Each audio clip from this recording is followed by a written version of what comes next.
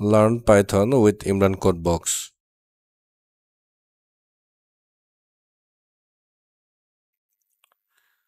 আজকের সেশনে আমরা যে ডাটা টাইপটি সম্পর্কে জানবো সেই ডাটা টাইপটির নাম হচ্ছে ডিকশনারি। তো এই ডাটা টাইপটাকে ম্যাপিং টাইপও বলা হয়। ম্যাপিং টাইপ বলার একটা বড় কারণ হচ্ছে এই ডাটা টাইপটা অনেকটা এতদিন আমরা যেই ডাটা টাইপগুলো দেখেছি তা সেইটা এবং লিস্ট দুটোর একটা কম্বিনেশন আসলে। তা কম্বিনেশনটা আসলে কিভাবে হয় এটার মধ্যে? এখানে ভ্যালুগুলোকে আমরা কি এবং ভ্যালু এই পেয়ারে রাখি। তার মানে এটা কি থাকবে তার এগেনস্ট একটা ভ্যালু থাকবে। কিটা অনেকটা একটা ভ্যারিয়েবলের মতো কাজ করে। হ্যাঁ, তো আমি একটা স্ট্রাকচার লিখে দেখাচ্ছি। সে আমি লিখতেছি মাই ডিকশনারি ইকুয়ালস টু, অবশ্যই এটা কার্লি ব্রেসে হয়। হ্যাঁ, সো লিখতেছি আমি ডাবল কোট, এটা হচ্ছে কি। সে আমি লিখলাম 1 কোলন, এটা হচ্ছে তার ভ্যালু, কমা, আবার লিখতেছি আমি 2 কোলন, এটা তার ভ্যালু। সো এইভাবে আমরা ক্রমান্বয়ে লিস্টটাকে লিখব।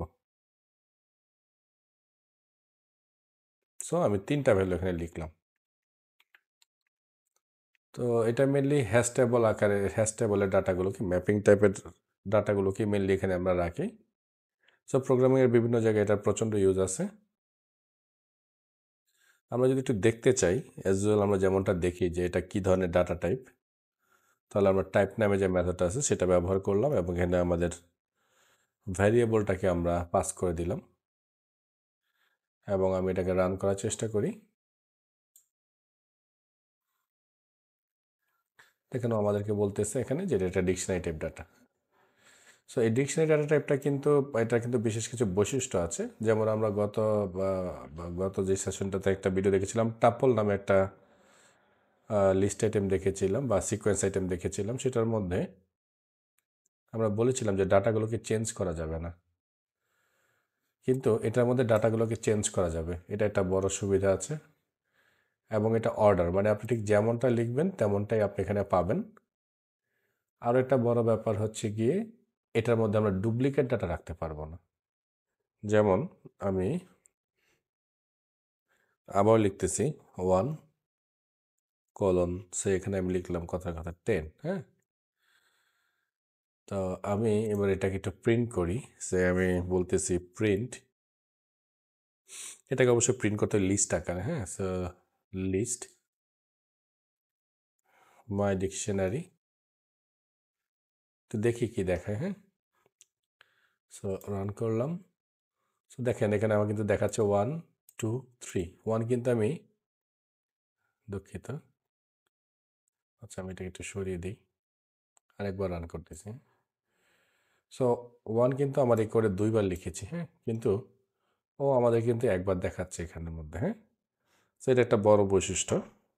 আরেকটা প্রিন্ট করতে পারি, আর বেশ কিছু মেথড আছে, মেথডগুলো নিয়ে আমি যদিও পরে আলোচনা করবো, বাট একটু দেখানোর জন্য দেখাচ্ছি এখানে। সো প্রিন্ট, আবার বললাম আমি লিস্ট,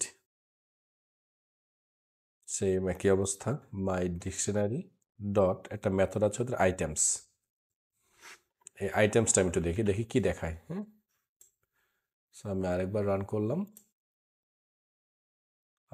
আইটেমসটা পাচ্ছে না, কেন পাচ্ছে না একটু চেক করি।